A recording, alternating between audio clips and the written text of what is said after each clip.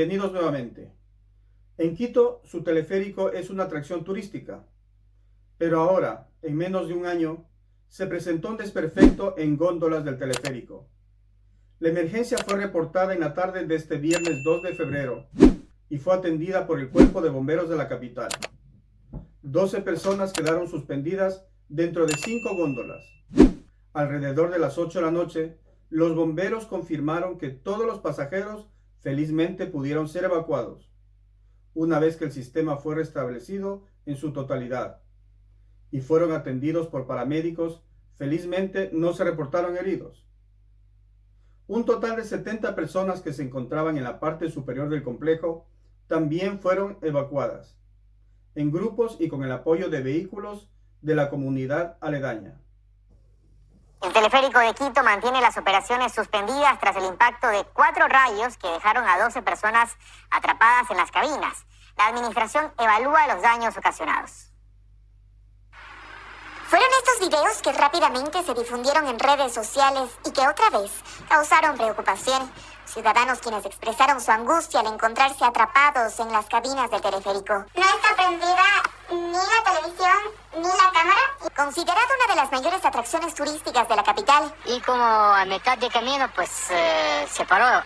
De ahí pues hubo unos cuantos intentos de arranque, no se logró nada y pues nos quedamos ahí esperando pues a ver qué iba a pasar. Fueron en total 12 personas, quienes por más de 4 horas se encontraron atrapadas en 5 cabinas.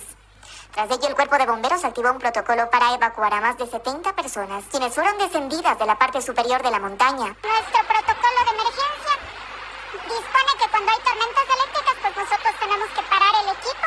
Es lo que se hizo, se cumplió con el protocolo, se paró el equipo durante alrededor de 1 hora y media más o menos. Pasó la tormenta eléctrica y se procedió a hacer las verificaciones.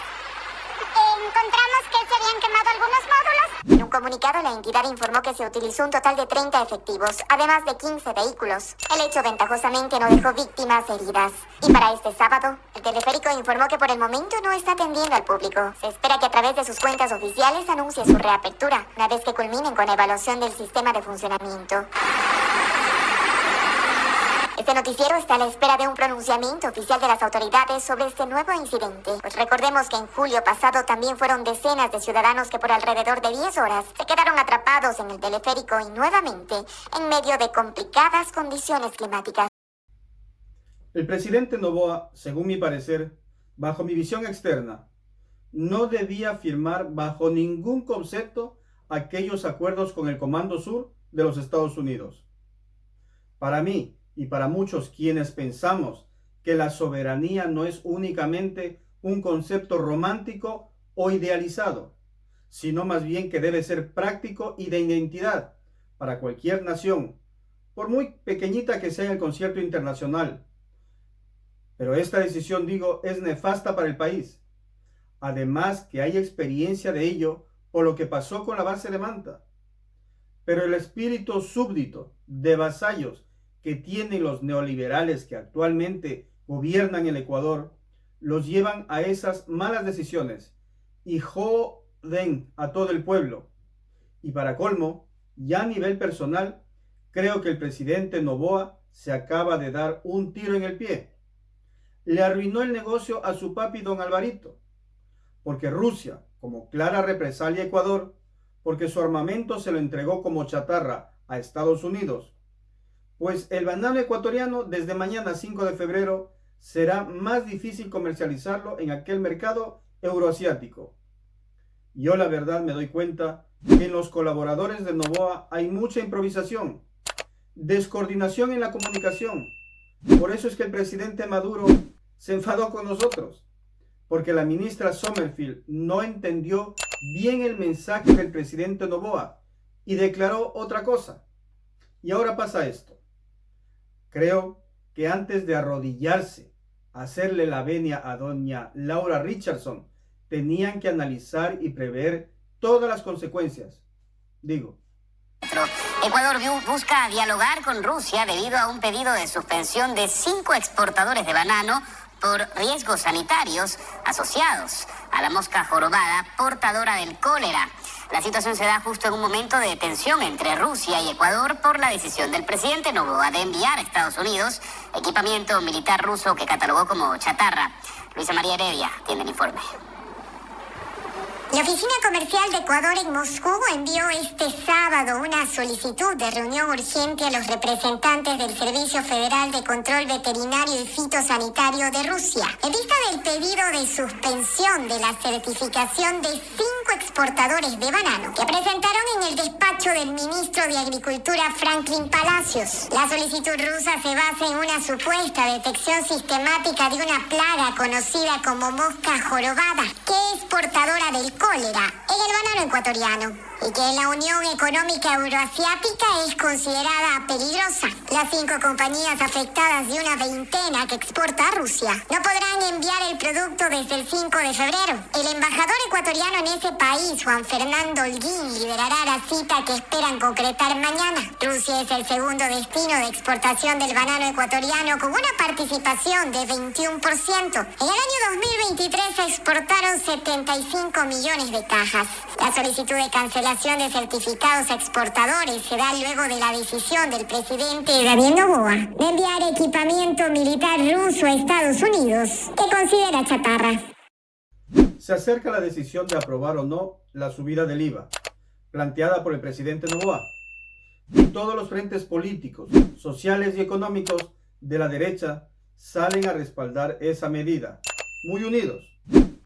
Lo último y que ha trascendido son declaraciones conjuntas del economista Pachano y de Osvaldo Hurtado, quien pienso yo que calladito debería estar y mantenerse en formol también, después de aquella medida nefasta para el pueblo como fue la sucretización de la deuda en el año 83, ya que el doctor Osvaldo Hurtado Larrea, muy comedido él, inauguró los ajustes de inspiración neoliberal, convirtió las deudas en dólares de algunas decenas de agentes económicos privados, libremente contratadas fuera del país, a deudas en sucres con el Banco Central del Ecuador.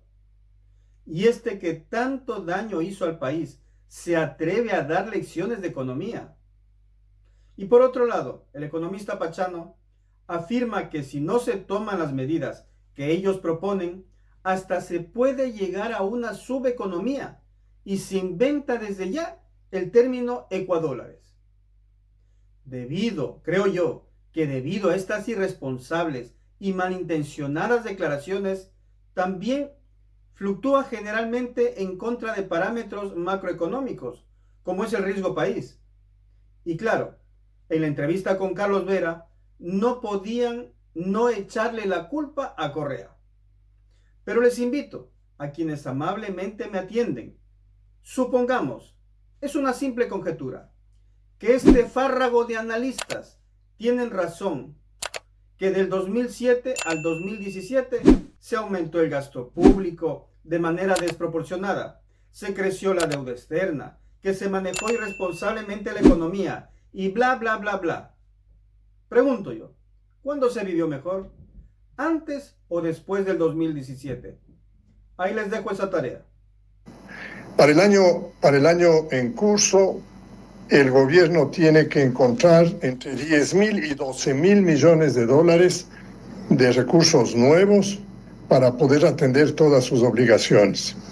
Y eso significa más o menos casi el 60% del propio presupuesto del Estado.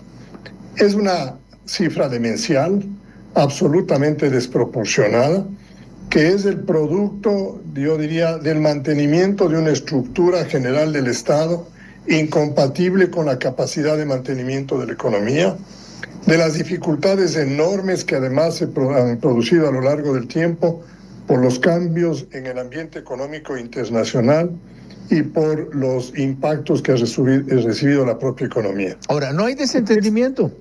Los socialcristianos han hecho una propuesta alternativa que generaría 1.040 millones de dólares, 3.5%, tomando como referencia los ejercicios de 2021-2022 durante 2 años.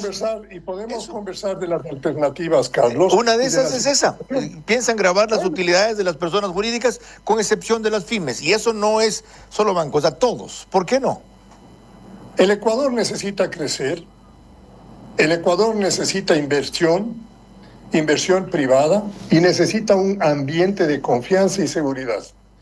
Con un Estado que es una amenaza permanente para las finanzas y las actividades privadas, ¿usted cree que puede haber incentivos para que venga la inversión privada propia local, que tiene muchos recursos en el exterior, o la inversión extranjera? Y un gobierno de un año se va a poner a cambiar el Estado, economista. Sí, pero no es el gobierno, no es un gobierno de un año. Esta es la historia de muchísimos años, que se inició lamentablemente en el año 2007 con el cambio de la postura de la política económica hacia el manejo de un Estado desfinanciado. Y ahí dio lugar al aparecimiento nuevamente del problema del endeudamiento público en el marco de una economía dolarizada, es decir, en el marco de una economía con moneda ajena, fuerte, sólida, a la cual se adhirió el Ecuador luego de la crisis del año 99. Eso es exactamente así. Si ustedes revisan las cifras, del 2000 al 2008, si no me equivoco, hubo superávits. Ni bien pasa el primer año del gobierno de Correa, comienzan los déficits crecientes ahora. Y ahí comienza el problema. Okay. Porque nosotros teníamos un tamaño de Estado que representaba, mal contadas las cifras, entre el 20 y el 22% del Producto Interno Bruto, y Correa lo llevó al 45% del Producto Interno Bruto.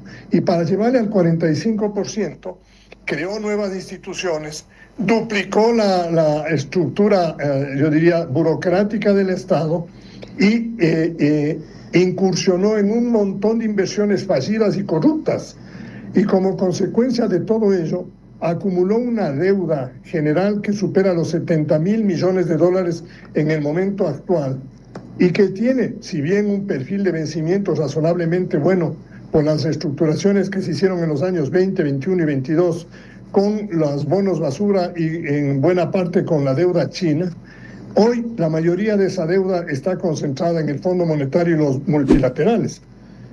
Pero el problema interno es que el monto de ingresos corrientes que tiene el gobierno central no alcanza para cubrir ni siquiera los gastos corrientes. Ok, eso es evidente. De una manera, Ahora, la propuesta de ustedes, la que ustedes apoyan del gobierno, de subir el IVA, y las otras medidas que están en ese comunicado sugeridas, que entre otras cosas tienen la propuesta de focalizar subsidios, significan una propuesta de shock, porque si no se hace todo y simultáneamente no cubrimos la expectativa del gobierno. Muchas gracias a todos por permitirme esta fluida comunicación diaria.